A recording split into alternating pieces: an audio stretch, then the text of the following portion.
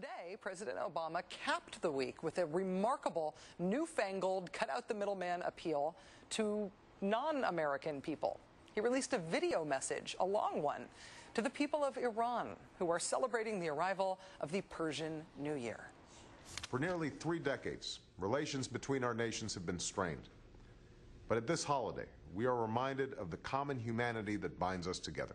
On the occasion of your New Year, I want you, the people and leaders of Iran, to understand the future that we seek.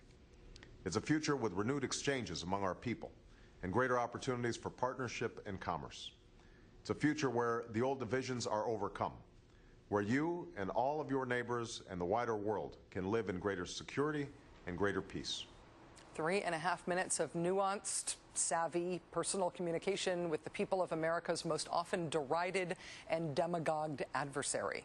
It was released to TV networks in the Middle East and posted to the White House website. You see the text there at the bottom of the screen? He had it translated into Farsi and subtitled. He even spoke a little Farsi himself at the end. Thank you. And Eid-e-Shoma Mubarak.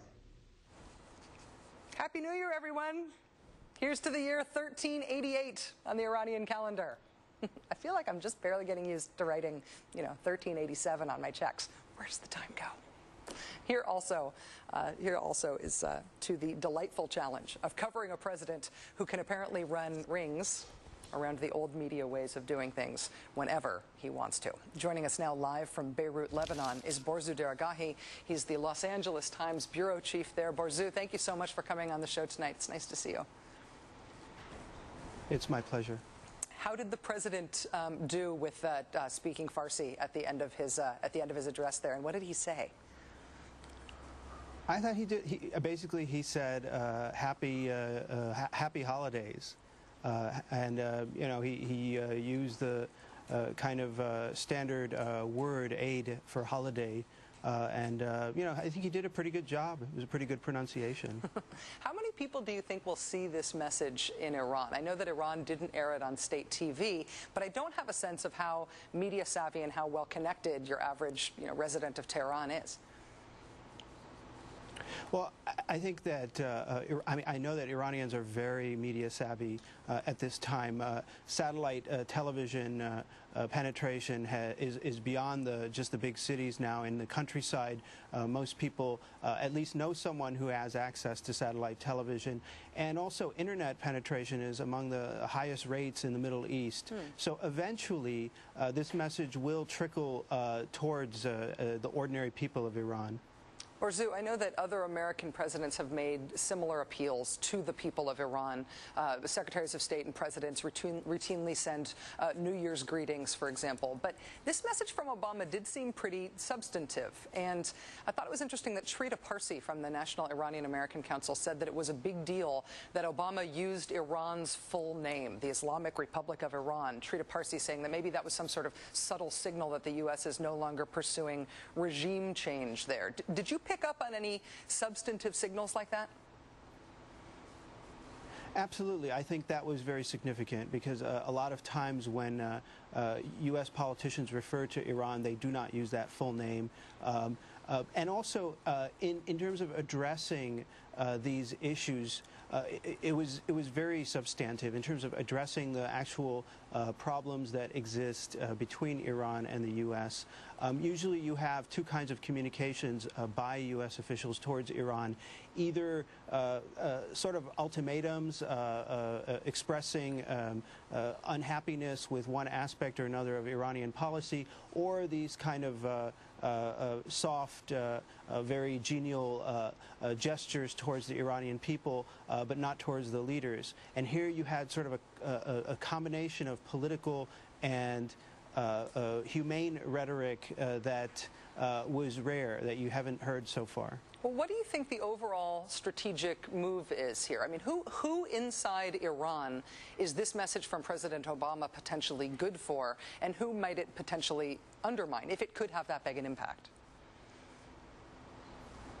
Well, I mean, it will throw the ball in the Iranians' court, and it could very well provide ammunition to moderates in Iran who want to have better relations with the U.S., who want to change course in terms of Iran's foreign policy. But the hardliners in Iran are very strong, and they've come out already very quickly saying that while this message from Obama is all fine and good, we won't do anything, we won't really budge until we see some concrete changes on the ground. Words are nice, but actions are going to move us. Borzou, you are stationed in Beirut right now. You've worked all over the Middle East, and you've done so for a long time. Do you get the sense that governments in the Middle East are troubled by Barack Obama's popularity among their populations, that it is in certain countries seen as potentially politically problematic? Oh, definitely. In Iran, the fact that Obama has great personal appeal among Iranians as well as people throughout the Islamic world, it poses a unique challenge for them. Even so far, Iranian leaders, for example, have not made the kind of venomous personal attacks against Obama that they used to regularly make against Bush. In fact, President Mahmoud Ahmadinejad, recently, during the annual celebrations for the revolution, he wanted to criticize America, and again he brought up Bush, even though Bush is no longer president. He didn't have the he had the wisdom not to go after Obama, who enjoys immense popularity. Borzou Daragahi, LA Times Beirut bureau chief, thank you so much for staying up through the middle of the night to join us tonight. I really appreciate it. Persian New Year. Oh wait, where's my Persian New Year glasses? All right. Excuse me. Happy 1388 again. President Obama was not the only one reaching out to Iran during the celebration of Nowruz. Israel's President Shimon Peres appealed to the people of Iran today as well and urged them to reclaim their place among the nations of the enlightened world. I wonder how that was received. And making the transition from Israeli presidents to Comedy Central hosts for maybe the first time in my life, certainly for the first time in my life while wearing something like this. I should also say that Stephen Colbert also offered his warm wishes for the year 1388, apparently prompted by the fact that he just found out that his image was being used to sell pants in Iran. I am disgusted with the continuing commercialization of the Persian New Year. How dare they exploit me to promote their slaxes of evil? All right, hands down, Colbert wins again, as usual.